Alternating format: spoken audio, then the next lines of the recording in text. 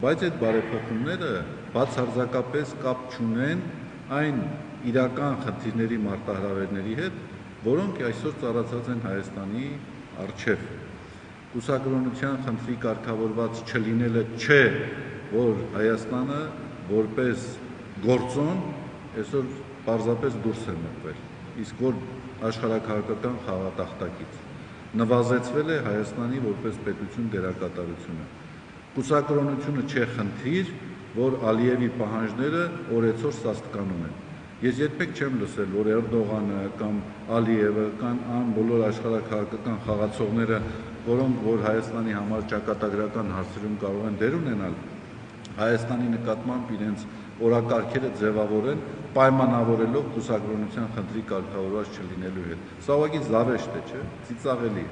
Հիմա մենք դրել ենք կուսակրոնության հարց են քննարկում այն համատեքստում, երբ երկրի առջև ստեղծված իրավիճակները բացարձակապես դրա հետ կապ չունեն։